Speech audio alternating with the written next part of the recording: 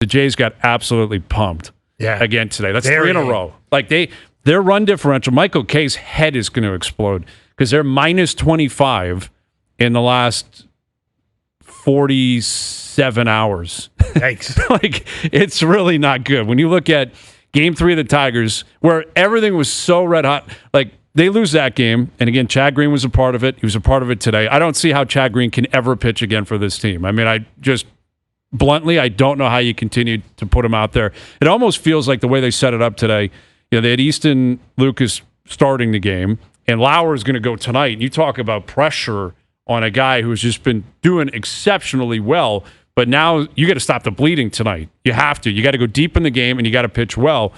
But the arms they used today was almost like they were conceding they were just going to get crushed. Yeah. And, Bassett at Camden Yards, we all saw the stats last night. It's a disaster. He's got like a 9.30 ERA historically at Camden, and he got crushed last night. But this is what we were talking about. Like, there's ebbs and flows to a season. A lot of games left to be played. How do you get up off the mat? Because they have been embarrassed the last 2 games in Baltimore against an awful team, or a team that is underachieved. Like, Baltimore's not necessarily awful. They were pretty good last year, and the expectation was they would be better this year. But that's 3 losses in a row and minus 25 run differential in 48 hours. So how do you respond tonight? You better have one tonight. Wow. You better have one tonight. You better be getting some arms before the trade deadline because, this is like an advertisement for you can't have enough pitching, right? Like these games have been an advertisement for how just when you think you might have enough, you don't.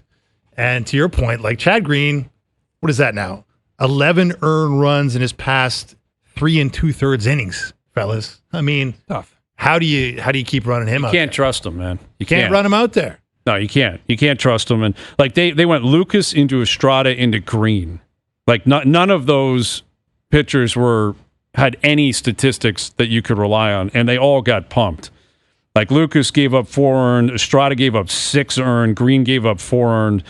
Like you lose 16-4, that's embarrassing. You're the best team in baseball, and this is where again it comes at you quick because once you hit the top of the mountain, you got to hold on to it. You got to stay there, and now you've dragged everyone back in. And again, it can be a blip on the radar. You get back on the off the schneid tonight, you win tomorrow, you split a series. Okay, all good. You day off on Thursday, back home against Kansas City, but you can't let it bleed out too long, and you can't have these kind of lopsided, blatantly, arms issues because they're putting up some run production. Yeah, like they're chasing every single game the last 3 games, but it's not as if the bats have gone completely ice cold. They put up some run production. It's just they've given up 11, 10, 16 today. Yeah. And they scored 4 in every game. 4 is not a bad number. No, exactly. I mean, like generally speaking, you throw 4 on the board, you're going to win a game or 2 over the course of those 3. Should be able to. They were due to get hit. Like they were due to lose. They were due to. Their arms have been phenomenal in the recent stretch. They've been in a really good spot. But I'm willing to look past the 3 games as long as you get off it quickly tonight. Tonight and tomorrow, you got to get back on the saddle here because the Yankees lost last night. The Red Sox lost last night. You haven't lost any ground. You're giving up a half game this afternoon. So be it. But doesn't it remind you of how quickly things can change? Like things can go from like everything is amazing, and then it's just like not. Like Springer's hurt, Kirk's hurt. Now you've lost 3 in a row, and it's like the vibes can change really, really, really quickly. And the best teams don't allow it. That's the thing. If you're going to be labeled best team in baseball, it's one thing to be the hottest team in baseball. It's another thing to be the best team in baseball. You know what's nuts? Can I read you all the teams with a better run differential than them this year? There's got to be 10 or 12 teams at least. Cubs, Brewers, Yankees, Rangers, Phillies, Dodgers, Tigers, Rays, Mets, Red Sox, Reds, Astros. Yeah. How many is that? 8? That's 10. It's like got to be 10. 10 or 11. Well, and again, the last 3 games is a big part. They're minus 25 in the last 3 games. Yeah, they went from plus 35 to plus 23. Yeah. But is that right? I mean, you're the math guy. I got to rely on you. Come on, math Jonas. on the fly, Jonas. Come on, buddy. I use a calculator. Do the math. But you're right, Jonas. It can turn on a dime. And you think about the guys who've gone down here in the recent past with Springer getting hit in the head last night. We really haven't heard much of an update on that. That was tough to watch, man. Scary. Like those, I guess Schneider spoke after the game and said he's feeling better, but he's still going through tests, which would indicate to me he's not going to play tonight. I can't imagine he plays tomorrow. That was 96. Yeah, that was flying, man.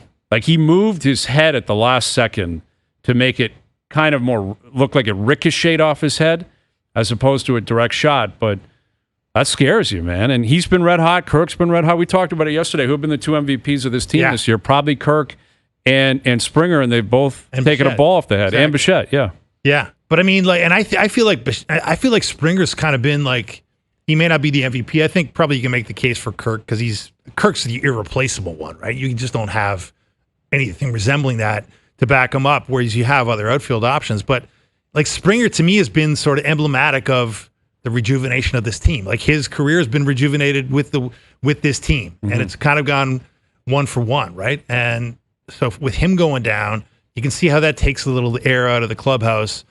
That's not to explain away why you get drilled today, but to your point, Hayes, if you really do have something here and you really are the best team in baseball, like, this is where you make a statement tonight. Absolutely. Because challenges are going to happen. They got 54, 55 games left to play. Like, there's a lot of baseball left, and they were on such a heater, and they've been on such a heater for a month. Best team in baseball for a month. Like, month and a half in terms of wins, in terms of run production, in terms of, we talked about it the other day, they don't strike out and they rack up Ks on the mound. Like, they're leading in almost every substantial statistical category. That is going to come to an end at some point. You're going to hit that blip in the radar. But now you've got to prove you weren't just red hot. Now you got to prove you're actually a really good team.